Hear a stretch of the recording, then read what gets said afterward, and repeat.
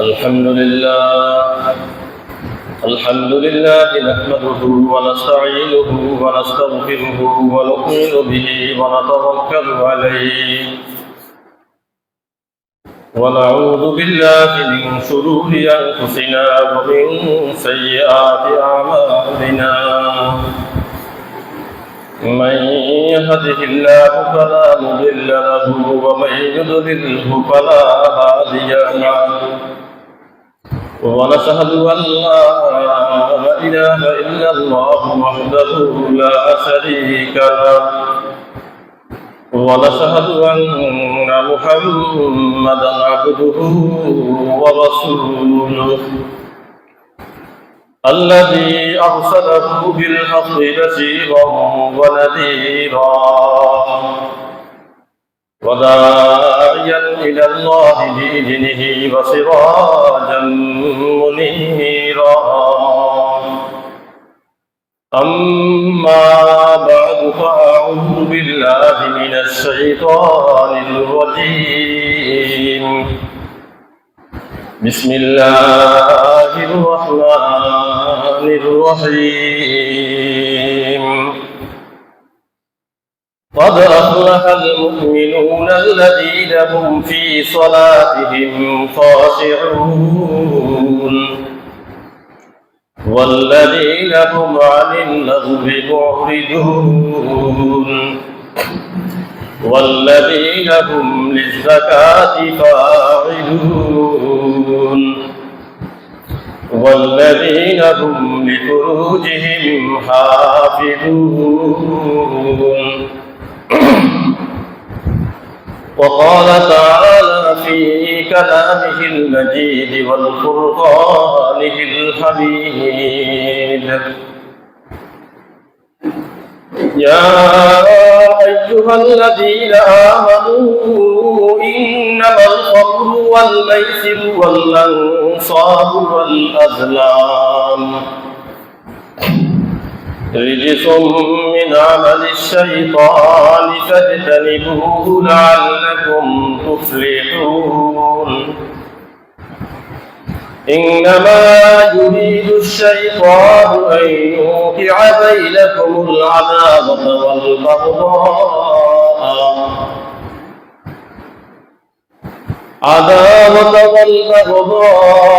في الخمر والميسر ويصدكم عن ذكر الله وعن الصلاة فهل أنتم منتهون وقال النبي العربي صلى الله عليه وسلم شارب الخمر كعابد الوثن أو كما قال عليه الصلاة والسلام اللهم صل على سيدنا ومولانا محمد كلما ذكره الذاكرون وكلما غفل عن ذكره الغافلون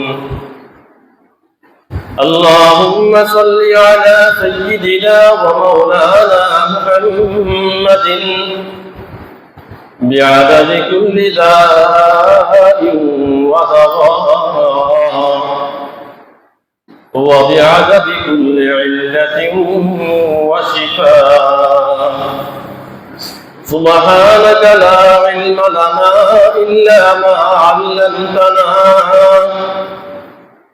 إنك أنت العليم الحكيم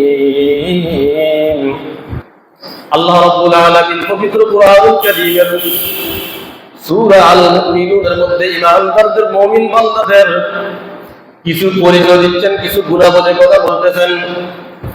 শুধুমাত্র গুণাবলীর কথা বলতেছেন না, আল্লাহ রাব্বুল আলামিন বলতেছেন যে এই কতিপয় গুণাবলী যদি কোনো ঈমানদারের নিকট থাকে, কোন ঈমানদার যদি এই গুণাবলীগুলোকে অর্জন করতে পারে, সে তাহলে সফল কাম। সুবহানাল্লাহ বলেন না।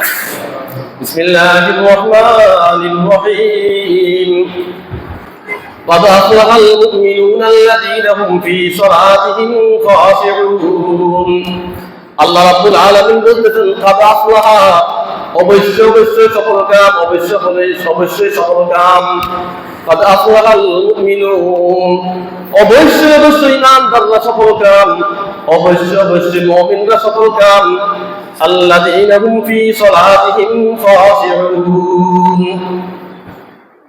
الذين هم في صلاتهم خاشعون ওই ঈমানদাররা কারা সফল কাম এক নম্বর শর্ত ঈমানদার এক নম্বর পরিচয় এক নম্বর গুণাবলী আল্লাহ রাব্বুল আলামিন বলতেছেন আল্লাযীনা হুম ফী সালাতিহিম খাশিউন ওই সকল ঈমানদার সফল হয়ে গেছে কামিয়াব হয়ে গেছে ফাকাদ ফাযা ফাওজান আযীমা সর্বোচ্চ চূড়ান্ত সীমা সর্বোচ্চ চূড়ান্ত সফলতায় পৌঁছে গিয়েছে তখন ঈমানদাররা জান্নাতে চলে গিয়েছে ঈমানদাররা জান্নাতি হয়ে গিয়েছে সুবহানাল্লাহ বলেন না قد أفلح المؤمنون الذين هم في صلاتهم خاشعون এক নাম্বার পরিচয় দান করতেছেন যারা তাদের নামাজের ব্যাপারে মনোযোগী যাদের নামাজের মধ্যে একাগ্রতা আছে যাদের নামাজের মধ্যে নম্রতা আছে যাদের নামাজের মধ্যে ভদ্রতা আছে যাদের নামাজের মধ্যে খুশু আছে খুদু আছে সুবহানাল্লাহ বলেন না শুধু নামাজ পড়তে হবে না আমাদের অনেকের নামাজের মধ্যে দেহ বৌড়ি 3.5 হাত বৌড়ি থাকে কিন্তু নামাজের মধ্যে কি থাকে না মন থাকে না এরকম নামাজিকে আল্লাহ রাব্বুল আলামিন সফল কাম বলেন নাই জান্নাতি বলেন নাই কথা বুঝে এসেছেন আল্লাযীনা হুম ফী সালাতিহিম খাশিউন যারা তাদের নামাজে বিনয়ী হয় যারা তাদের নামাজের মধ্যে নম্র হয় তারাই সফল কাম নামাজের নম্রতা ভদ্রতা বলতে কি নামাজের মধ্যে রুকু আদায় করবেন রুকুটা যথাযথ আদায় করবেন রুকুর পরে দাঁড়াবেন সেখানে যথাযথভাবে দাঁড়াবেন সেজদায় যাবেন সেজদাকে যথাযথভাবে আদায় করবেন দুই সেজদার মাঝখানে যথাযথভাবে সোজা হয়ে বসবেন এটাও কি খুশু এবং কি খুবুর অন্তর্ভুক্ত আমরা তো অনেক সময় দৌড়াদৌড়ি করে নামাজ পড়ি দুই সেজদাকে এক সেজদা করে ফেলি রুকুতে গেলে আর কি সোজা হয়ে দাঁড়ানোর চেষ্টা করি না এরকম নামাজ আল্লাহর দরবারে কি হবে না গ্রান্টেড হবে না আল্লাহ রাব্বুল আলামিনের দরবারে পৌঁছবেন না নাউযুবিল্লাহ বলেন না আবার আমাদের নামাজের মধ্যে কি থাকে না মনোযোগ থাকে না ইমাম সাহেব তাকবীর তাহরিমের পর নিয়ত বেঁধে ফেলছে এরপর আমরা কথাবার্তা বলি নামাজ একটু দেরি হলে উনি তাশাহুদ পড়ে ফেলছে দোয়া মাসুদে পড়ে ফেলছে এজন্য গ্রিন সিগন্যাল রেড সিগন্যাল পিছন থেকে কি কাশি দেওয়া শুরু হয় আল্লাহ রাব্বুল আলামিন বলতেছেন কি এরকম নামাজের কথা বলতেছেন না ওই নামাজি যে নামাজের কি নামাজের মধ্যে কি আছে একাগ্রতা আছে আল্লাহ রাব্বুল আলামিনকে হাজির এবং নাজির জেনে যে নামাজ আদায় করেন আল্লাহ রাব্বুল আলামিন দেখতেছে এভাবে যে নামাজ আদায় করে আল্লাহ রাব্বুল আলামিনকে যিনি নামাজ পড়তেছেন তিনি দেখতেছেন এই কথা ভেবে যিনি নামাজ আদায় করে তার কথা আল্লাহ রাব্বুল আলামিন বলতেছেন আল্লাহু হাজিরি আল্লাহু নাজিরি আল্লাহু মাই আল্লাহু শাহিদি এক কবি বলতেছেন আল্লাহু হাজিরি আল্লাহ রাব্বুল আলামিন আমার সামনে উপস্থিত আল্লাহু হাজিরি আল্লাহু নাজিরি আল্লাহ রাব্বুল আলামিন আমাকে দেখতেছেন আমি আল্লাহ রাব্বুল আলামিনকে দেখতেছি আমি আল্লাহ রাব্বুল আলামিনকে না দেখলেও আমি নামাজের মধ্যে আল্লাহ রাব্বুল আলামিনকে দেখা করার দান করি আল্লাহু হাজিরি আল্লাহু নাজিরি আল্লাহু মাই আল্লাহ রাব্বুল আলামিন আমার সাথে আছেন আল্লাহু শাহিদি আল্লাহ রাব্বুল আলামিন আমাকে দেখতেছেন সুবহানাল্লাহ বলেন যদি আল্লাহকে হাজির এবং নাজির জেনে নামাজ আদায় করেন এই নামাজ আপনাকে জান্নাতে নিয়ে যাবে সুবহানাল্লাহ বলেন না আমরা নামাজ পড়ি নামাজের মধ্যে আল্লাহ রাব্বুল আলামিনের সাথে আমরা কথা বলি কিন্তু সেটা আমরা বুঝি না এজন্য এক হাদিসের মধ্যে আল্লাহ রাসূল সাল্লাল্লাহু আলাইহি ওয়াসাল্লাম নামাজকে ঈমানদারের জন্য মুমিনের জন্য মেরাজ করেছেন সুবহানাল্লাহ বলেন না আসসালাতু মিরাজুল মুমিনিন ওই ঈমানদার মুমিন বান্দারা যখন কাল কিয়ামতের ময়দানে হাসরের ময়দানে সজদা হয়ে দাঁড়ানো করে যখন তারা জান্নাতে প্রবেশ করবে জান্নাতের নাজ নিয়ামত ভোগ করবে কিন্তু তাদের কাছে জান্নাতের নাজ নিয়ামত ভালো লাগবে না জান্নাতের অসংখ্য অপরিচিত হুর ও গেলমান তাদের কাছে ভালো লাগবে না।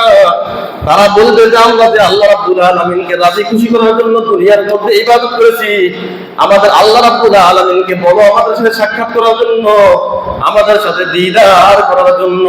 সুবহানাল্লাহ বলেন। জান্নাতে গিয়ে তাদের কি পিপাসা মিটবে না? তারা আল্লাহ রাব্বুল আলামিনের সাথে কথা বলার জন্য, আল্লাহ রাব্বুল আলামিনকে দেখার জন্য ফেরেশতান হয়ে যাবে। আর এই দুনিয়ার মধ্যে কি নামাজের মধ্যে আমরা আল্লাহ রাব্বুল আলামিনের সাথে কি বলি? কথা বলি। সুবহানাল্লাহ বলেন না।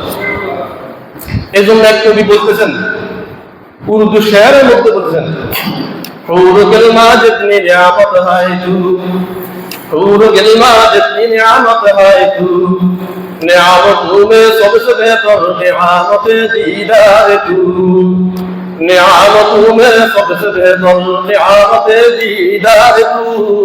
আমাদের হুর ও গেলমানের প্রয়োজন নাই, জান্নাতি হুর ও গেলমানের প্রয়োজন নাই।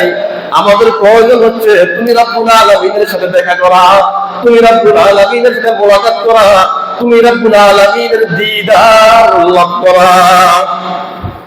আজকে জান্নাতে এসেছি কি হুর ও গেলমানের জন্য, জান্নাতের নিয়ামতের জন্য নয়। তুমি আল্লাহ রাব্বুল আলামিনের সাথে কি করার জন্য? দেখা করার জন্য। সুবহানাল্লাহ বলেন না। হুর ও গেলমা জিতনি নিয়ামত হায় তু, নিয়ামতों में सबसे बेहतर नियामत दीदार तू। এজন্য নামাজে খুশু এবং খুদুর সহিত নামাজ আদায় করবেন, তাহলে মজা পাবেন। মনে হচ্ছে যে কি আপনি আল্লাহ রাব্বুল আলামিনের সাথে কি করতেছেন? কথাবার্তা বলতেছেন। এটা হচ্ছে ইমানদারের এক নম্বর গুণাবলী। দুই নম্বর গুণাবলী হচ্ছে ওয়াল্লাযীনা হুম আনিল লাহবি মুরিদুন। দুই নম্বর গুণাবলী আল্লাহ রাব্বুল আলামিন বলতেছেন, ইমানদার কখনো অসার কথাবার্তা বলবে না, ইমানদার কখনো মন্দ কথাবার্তা বলবে না, ইমানদার কখনো অনর্থক কথাবার্তা বলতে পারে না। সুবহানাল্লাহ। এক নম্বর গুণ নামাজে কি থাকবে? একাগ্রতা থাকবে। দুই নম্বর হচ্ছে কি ইমানদার অশালীন কথাবার্তা বলবে না, বিশ্রী কথাবার্তা বলবে না, ফাহিশা কথাবার্তা বলবে না, অনর্থক কথাবার্তা কি ইমানদার বলবে না। ওয়াল্লাযীনা হুম আনিল লাহবি মুরিদুন। ইমানদার সদা সর্বদা অনর্থক কথাবার্তাকে কি করবে? পরিহার করবে। দেখবেন এই জগতে, বাংলাদেশে, সারা বিশ্বে কিছু অনর্থক কথাবার্তা বলার কারণে মানুষ নিজের বিপদ নিজে ডেকে আনে। কথা বলেন, কথা ঠিক কিনা?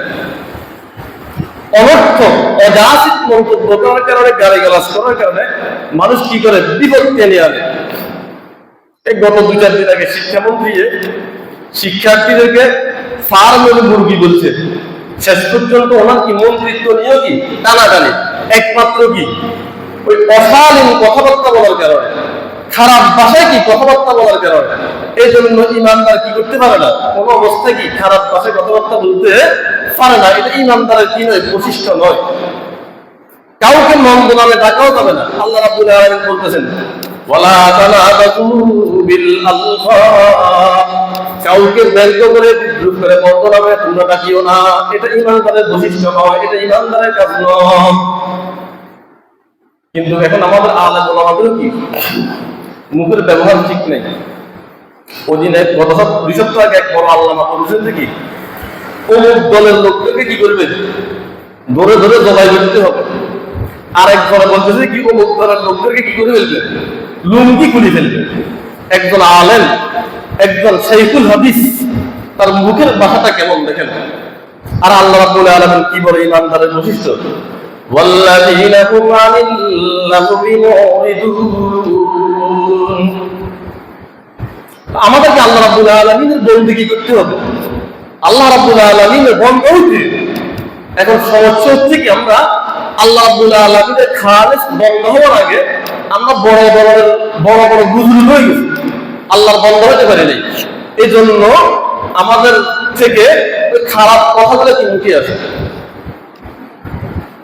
এই জন্য আরেক শায়ের বলতেছেন কবি, বুজুর্গি কি নেই हमको जरूरत, गुलाम अपना बना हमको खुदाया।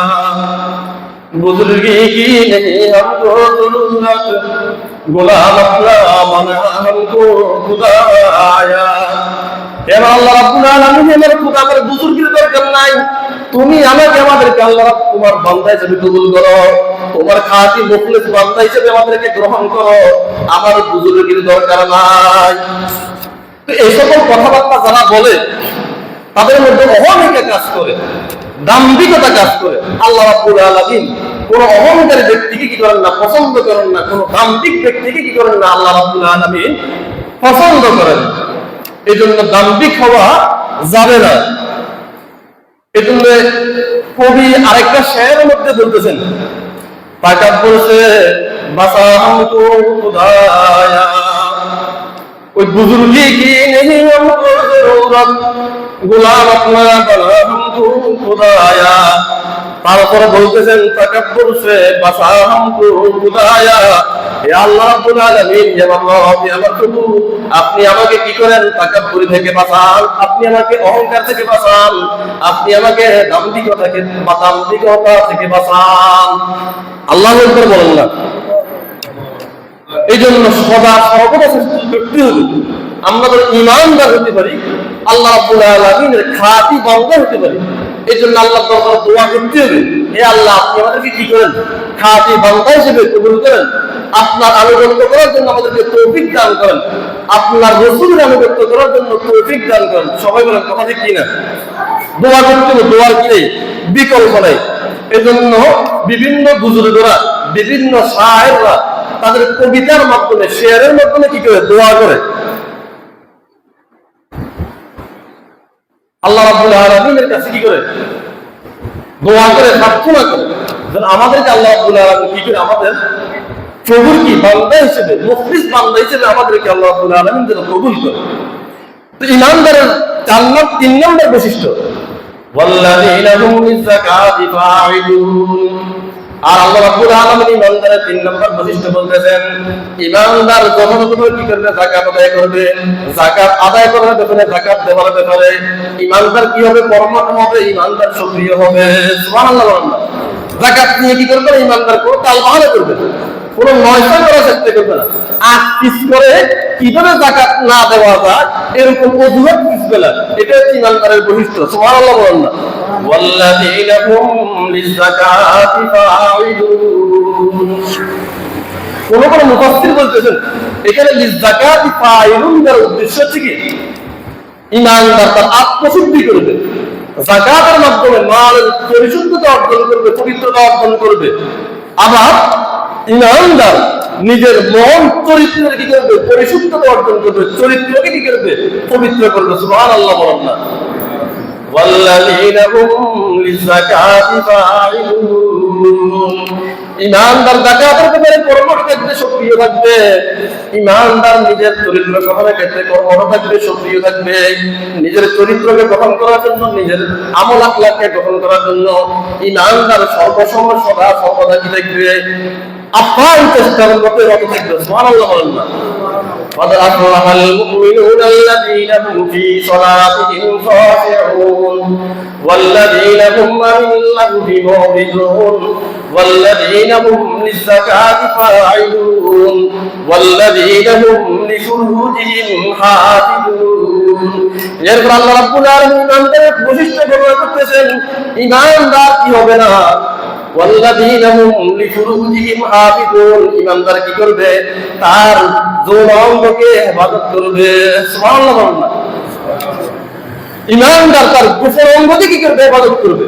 গোপন অঙ্গটা শুধুমাত্র কি তার বৈধ স্ত্রীর সাথে কি করবে, ব্যবহার করবে, অন্য কারোর সাথে কি করবে না, ব্যবহার করবে না। সুতরাং ইমানদার কি হতে পারে না, জেনাকারী হতে পারে না, ইমানদার ব্যভিচারী হতে পারে না, ইমানদার ব্যভিচারী হতে পারে না, ইমানদার কোন অবস্থায় সমকামী হতে পারে না, ইমানদার কোন অবস্থায় আল্লাহওয়াদকারী হতে পারে না। কথা বলেন কথা ঠিক কিনা? এই কওমে লূতকে আল্লাহ রাব্বুল আলামিন দুনিয়া থেকে ধ্বংস করে দিয়েছেন। পুরুষকে বিবাহ করত, পুরুষের প্রতি এডিক্টেড হতো, মহিলার প্রতি এডিক্টেড হতো। আমাদের বর্তমান দুনিয়ার মধ্যে এরকম কিছু মানুষ আছে, মুসলমানদের মধ্যে কিছু মানুষ আছে, বদখাসিয়ত আছে। পুরুষ তার জৈবিক চাহিদা পুরুষের মাধ্যমে পূরণ করতে চায়, পুরুষ তার মহিলা তার জৈবিক চাহিদা মহিলার মাধ্যমে কি করতে চায়, পূরণ করতে চায়। নাউজুবিল্লাহ বলেন না। এদেরকে বলা হয় সমকামী। এদেরকে বলা হয় কি? পুরুষ পুরুষকে বিয়ে করে, মেয়ে মেয়েকে বিয়ে করে। নাউযুবিল্লাহ বলেন না। আর এই বদখাসিদের কারণে, এই খারাপ খাসিদের কারণে আল্লাহ রাব্বুল আলামিন কোন লূতকে এই দুনিয়া থেকে কি করে দিয়েছেন? হালাক করে দিয়েছেন। এজন্য আমাদের লজ্জাস্থানকে কি করতে হবে? হেফাজত করতে হবে। আমাদের বৈধ স্ত্রী ছাড়া অন্য কারোর সাথে এই লজ্জাস্থানে কি করা যাবে না? অপব্যবহার করা যাবে না। কথা বলেন, কথা ঠিক কিনা?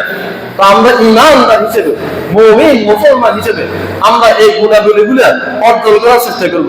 সবাই বলি আমিন। গত জুমায় আমরা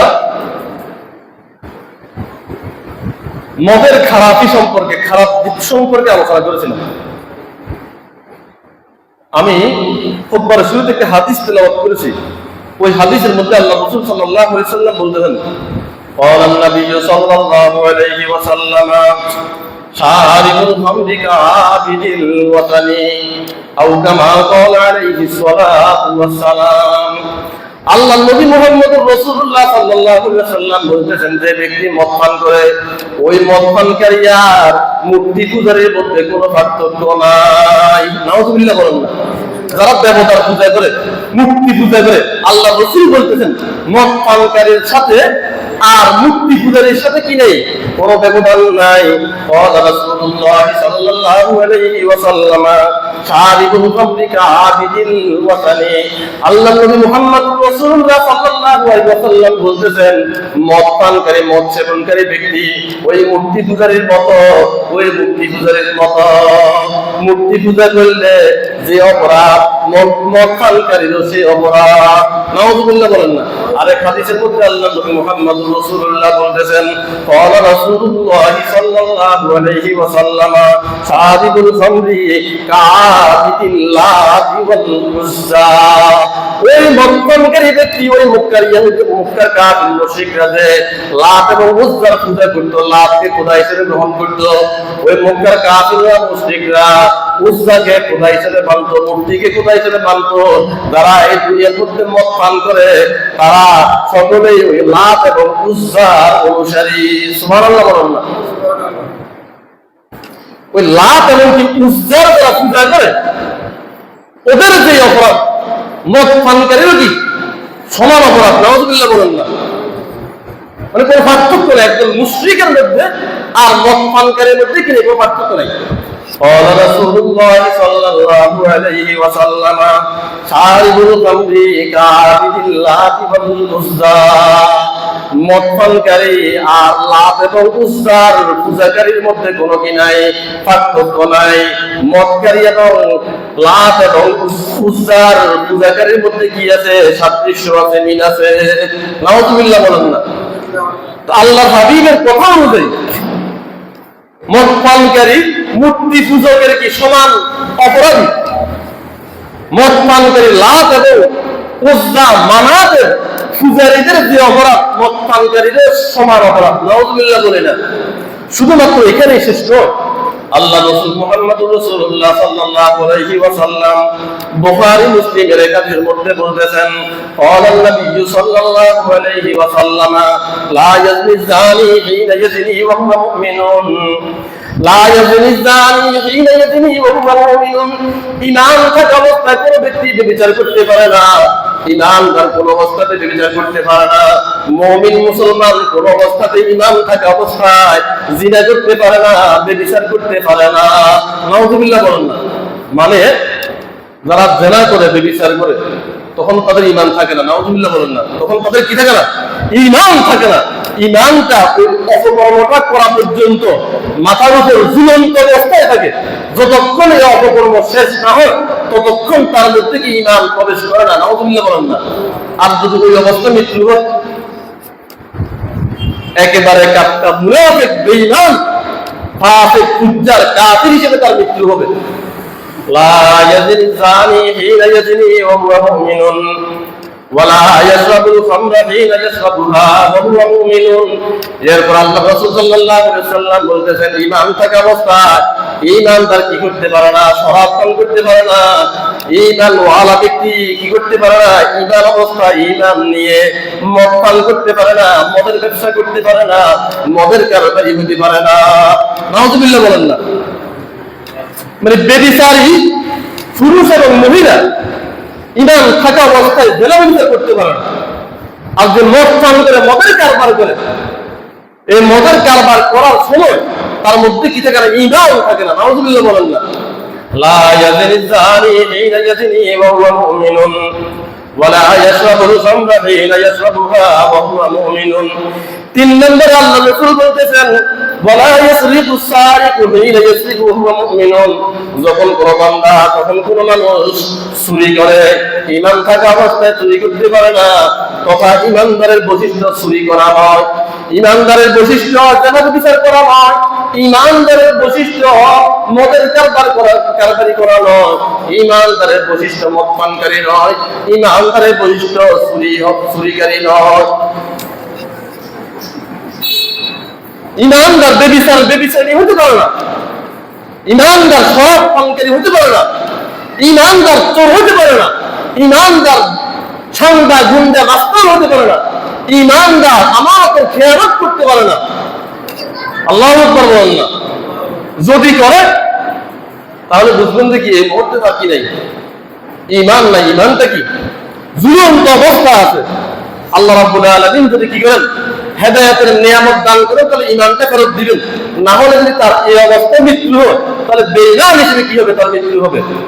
قال رسول الله صلى الله عليه وسلم لا يزني الزاني حين يزني وهو مؤمن ولا يشرب الخمر حين يشربها وهو مؤمن ولا يسرق السارق حين يسرق وهو مؤمن أو كما قال عليه الصلاة والسلام। শুধুমাত্র এখানেই শেষ নয়, আল্লাহর নবী মুহাম্মদুর রাসূলুল্লাহ সাল্লাল্লাহু আলাইহি ওয়াসাল্লাম এক হাদিসের মধ্যে বলতেছেন, মুসনাদে আহমদের মধ্যে হাদিসটা আছে, তিরমিজি শরীফের মধ্যে হাদিসটা আছে, আল্লাহর নবী মুহাম্মদুর রাসূলুল্লাহ সাল্লাল্লাহু আলাইহি ওয়াসাল্লাম বলতেছেন, যে ব্যক্তি মদ পান করলো, মদ পান করার কারণে 40 দিন পর্যন্ত তার ইবাদত কবুল হবে না, বিশেষ করে তার নামাজ কবুল হবে না। নাউযুবিল্লাহ বলেন না। যে মদ পান করে তারপরে 40 দিন পর্যন্ত নামাজ আদায় করে, তার নামাজ কি হয় না? আল্লাহর দরবারে কবুল হয় না। নাউযুবিল্লাহ বলেন না। যে ব্যক্তি মদ পান করলো, মদ পান করার পরে তার 40 দিন পর্যন্ত নামাজ কবুল হবে না, নামাজ কবুল হবে না। শুধুমাত্র এখানে শেষ নয়, তারপর আল্লাহ রাব্বুল আলামিনের দরবারে তওবা করলেন, আল্লাহ রাব্বুল আলামিন মাফ করে দিলেন। সে মদ পান থেকে আবার ফিরে আসলো, আবার ওই ব্যক্তি আবার মদ পান করলো, মদ পান করার পরে আবার 40 দিন পর্যন্ত তার ইবাদত কবুল হবে না, তার নামাজ আল্লাহর দরবারে পড়বে না, তার নামাজ আল্লাহ রাব্বুল আলামিন কবুল করবেন না। তারপরে সে আবার তওবা করবে, ইস্তেগফার করবে, আল্লাহ রাব্বুল আলামিন তার তওবা কবুল করবেন, গ্রহণ করবেন, তাকে মাফ করে দিবেন। তৃতীয়বার সে আবার মদ পান করলো, আবার একই অবস্থা, 40 দিন পর্যন্ত তার নামাজ কবুল হবে না। তারপরে তৃতীয়বার সে আল্লাহ রাব্বুল আলামিনের দরবারে আবার তওবা করলো, ইস্তেগফার করলো, আল্লাহ রাব্বুল আলামিন তৃতীয়বারও মদ পানকারী তওবা কবুল করবেন, তার ইস্তেগফার কবুল করবেন। চতুর্থবার ওই মদ পানকারী আবার মদ পান করলো, আবার ওই মদ পানকারী 40 দিন পর্যন্ত ইবাদত কবুল হবে না। আর এই অবস্থায় ওই মদ পানকারী চতুর্থবার আল্লাহ রাব্বুল আলামিনের দরবারে তওবা করলো, ইস্তেগফার করলো। আল্লাহর নবী মুহাম্মদুর রাসূলুল্লাহ সাল্লাল্লাহু আলাইহি ওয়াসাল্লাম বলতেছেন, চতুর্থবার আল্লাহ রাব্বুল আলামিন তার ইস্তিগফার গ্রহণ করবেন না, তার তওবা কবুল করবেন না, তার তওবা গ্রহণ করবেন না। নাউযুবিল্লাহ বলেন না। তো তখন তার কি অবস্থা? আল্লাহ রাসূল মুসনাদে আহমদের মধ্যে বলতেছেন, তিরমিজি শরীফের হাদিসের মধ্যে বলতেছেন,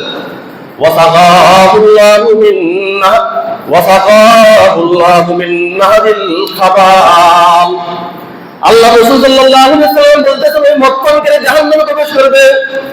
আর ওই জাহান্নামে প্রবেশ করার পর আল্লাহ রাব্বুল আলামিন তাকে নাহরুল খাবাল নামক থেকে পানি পান করাবেন। নাউযুবিল্লাহ বলেন না। কি থেকে? নাহরুল খাবাল নামক একটা কি নদী থেকে আল্লাহ রাব্বুল আলামিন তাকে কি করবেন? পানি পান করাবেন। তো আল্লাহ রাসূল সাল্লাল্লাহু আলাইহি ওয়াসাল্লামকে সাহাবায়ে কেরাম প্রশ্ন করলেন, ওমা নাহরুল খাবাল, নাহারুল খাবালটা কি? আল্লাহ রাসূল সাল্লাল্লাহু আলাইহি ওয়াসাল্লাম বলতেছেন, নাহারু মিন সাদিদি আহলিন নার।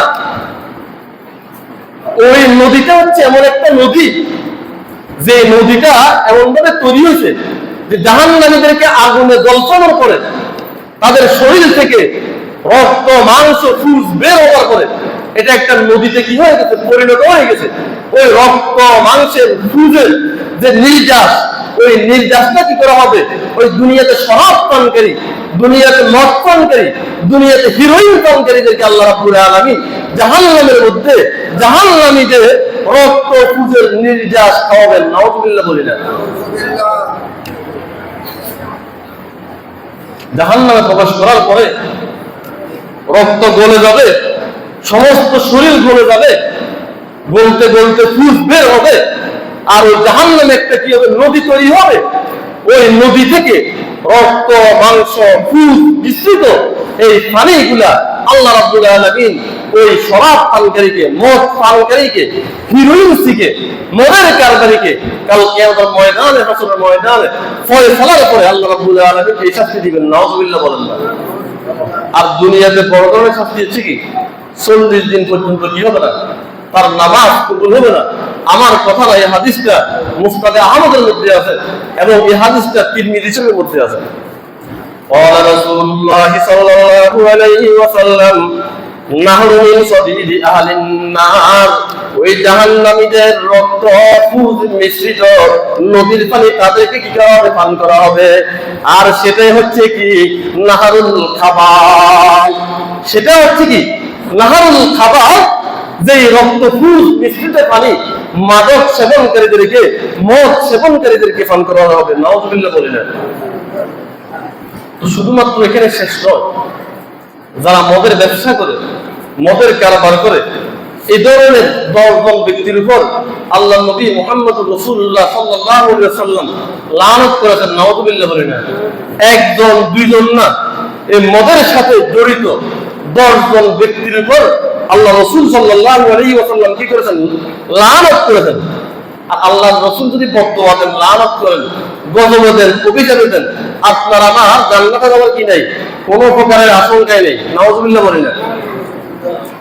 قال رسول الله صلى الله عليه وسلم لعن رسول الله صلى الله عليه وسلم في الخمر أثرات।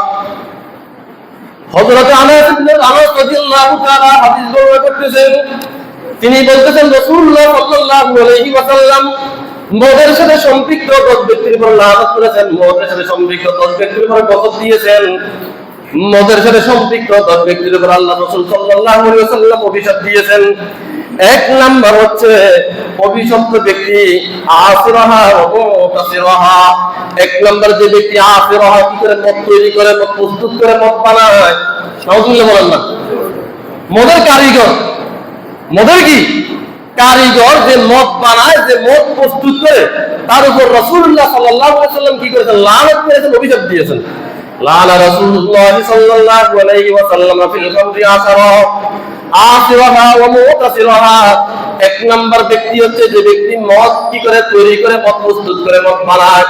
2 নাম্বার ব্যক্তি হচ্ছে যার জন্য মদ তৈরি করা হয়, যার জন্য মদ প্রস্তুত করা হয়, তথা যে ব্যক্তি মদের জন্য আদেশ প্রদান করে, যে ব্যক্তি মদের জন্য অর্ডার প্রদান করে। কথা বলেন, কথা বুঝে আসেননি? যে মদ বানায় আর যার জন্য বানায়, যে কি করে মদের জন্য অর্ডার করে। বর্তমানে তো বুঝা সহজ, অনলাইনে বিভিন্ন জিনিস কেনা বেচা হয়, আগে অর্ডার করতে হয়। আল্লাহ রাসূল বলতেছেন যে মদ তৈরি করে তার উপর লানত, যার জন্য তৈরি করে তার উপর কি লানত। লানা রাসূলুল্লাহ সাল্লাল্লাহু আলাইহি ওয়াসাল্লাম ফিল খামরি আসিরাহা ওয়া মুতাসিরাহা।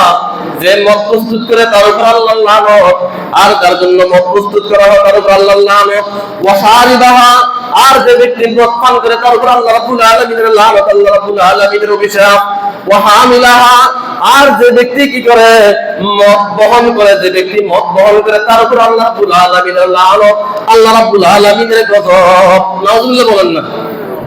এখন সিএনজি ড্রাইভার যারা আছে, অটো ড্রাইভার যারা আছে, বাসের ড্রাইভার যারা আছে, এ যত যানবাহন আছে, জেনে শুনে যদি কি করে এই মদের কারবারি করে মদ বহন করে তার উপরে আল্লাহ রাসূল সাল্লাল্লাহু আলাইহি ওয়াসাল্লাম কি দিয়েছেন? লানত করেছেন, অভিশাপ করেছেন। নাউযুবিল্লাহ বলেন না। সিএনজি ড্রাইভাররা অত মনে করতে পারে আমার তো কোনো দোষ নাই, আমি ভাড়া পাবো, সমস্যা তো নাই। আল্লাহ রাসূল কি তার উপরে কি করেছেন? লানত করেছেন। ওয়াশারিবাহা, যে পান করে তার উপরে কি লানত। ওয়াহামিলাহা, যে কি করে বহন করে মদটা তার জন্য লানত।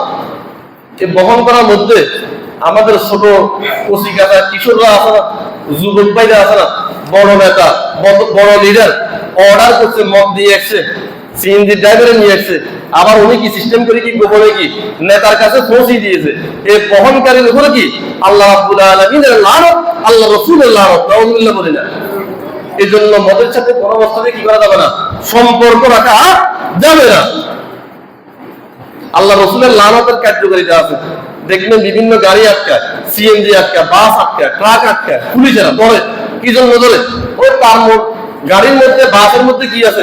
মদ আছে। এই জন্য মদের কারবারি, মদ বহনকারী গাড়ির ড্রাইভার হেল্পার যারা আছে এদের বিরুদ্ধে কি করে প্রশাসন মামলা দেয়। ওয়াহামিলাহা ওয়াল মাহমুলাতা ইলাইহি, যে বহন করে তার উপর আল্লাহ রাসূলের লানত। ওয়াল মাহমুলাতা ইলাইহি, যার নিকট বহন করা হয়, তার জন্য বহন করা হয়, যে নেতার জন্য বহন করিয়ে মদ নিয়ে দেওয়া হচ্ছে, ওই নেতার উপর আল্লাহ রাব্বুল আলামিনের লানত, আল্লাহ রাসূল সাল্লাল্লাহু আলাইহি ওয়াসাল্লামের লানত। ওয়াসাকিহা, আর যে ব্যক্তি মদটা কি করে গ্রহণ করে, মদটা সেবন করে, মদটা পান করে, আল্লাহ রাসূল সাল্লাল্লাহু আলাইহি ওয়াসাল্লাম তার উপরে কি করেছেন? অভিসম্পাত দিয়েছেন, তার উপরে লানত করেছেন। নাউযুবিল্লাহ বলি না। ওয়াবাইয়াহা, যে ব্যক্তি মদ কি করে বিক্রি করে, মদ কি করে বিক্রি করে, মদের কি ব্যবসা করে, বিভিন্ন দোকানে বিভিন্ন জায়গাতে মদের কি আছে? ব্যবসা আছে। তখন যে মদটা কি করে বিক্রয় করে তার উপরে কি আল্লাহ রাসূল কি করেছেন? লানত করেছেন, অভিসম্পাত করেছেন। নাউযুবিল্লাহ বলেন না। মানে কেউ বাজারে উপায় নেই, মদের সাথে সম্পৃক্ত কেউ কি বাঁচার কোনো উপায়। আল্লাহ রাসূল সাল্লাল্লাহু আলাইহি ওয়াসাল্লাম তাকে কি দিয়েছেন? গজব দিয়েছেন, দুনিয়াতেও গজব, আখিরাতেও গজব। নাউযুবিল্লাহ বলি না। ওয়াসাকিয়াহা ওয়া বাইয়াহা, যে মদটা সেবন করে তার উপর রাসূল সাল্লাল্লাহু আলাইহি ওয়াসাল্লাম লানত করেছেন, আর যে মদটা বিক্রি করে তার উপর আল্লাহ রাসূল সাল্লাল্লাহু আলাইহি ওয়াসাল্লাম লানত করেছেন। ওয়া আকিলা সামানিহা, আর যে ব্যক্তি মদের মূল্যটা ভোগ করে, মদের মূল্যটা ভোগ করে, মদ বেচার পরে, মদ কেনার পরে যে লাভ হয়েছে ওই লাভটা যে ভোগ করে, পরিবারের সদস্যরা ভোগ করে, সমাজের সদস্যরা ভোগ করে, যে বা যারাই নাই ভোগ করুক, আল্লাহ রাসূল সাল্লাল্লাহু আলাইহি ওয়াসাল্লাম ওই মদের মূল্য ভোগকারীদের উপর লানত করেছেন। নাউযুবিল্লাহ বলেন না। অনেকে মদের কারবারি করে কি করে? পরিবার চালায়, সংসার চালায়, ধর্মকর্ম সব চালায়, দুনিয়াদারি সব চালায়। এবং যতজনে কি এই মদের টাকা ভোগ করবে, যার পকেটে মদের টাকা যাবে, তার উপর আল্লাহ রাসূলের লানত। নাউযুবিল্লাহ বলেন না। এই জন্য পরিবারের সদস্যদেরও কি করতে হবে? সাবধান দেখতে হবে। আমার অভিভাবক গার্ডিয়ান মদের ব্যবসা করে, আর ওই মদের টাকা দিয়ে আমাদের জন্য কি করে?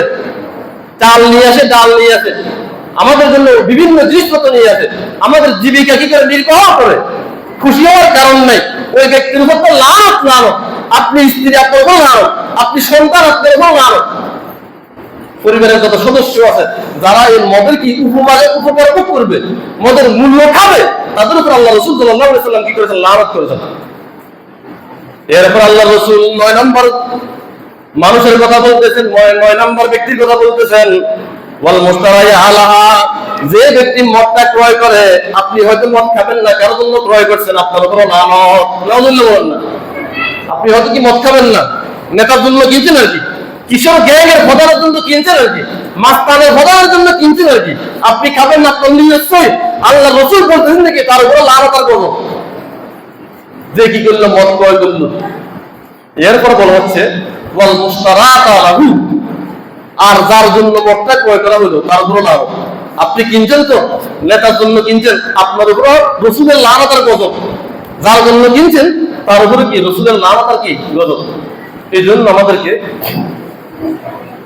মদ থেকে সাবধান থাকতে হবে। পরিবারকে বাঁচানোর চেষ্টা করবেন, সমাজকে বাঁচানোর চেষ্টা করবেন, আপনার ছেলেকে বাঁচানোর চেষ্টা করবেন, আপনার মেয়েকে বাঁচানোর চেষ্টা করবেন।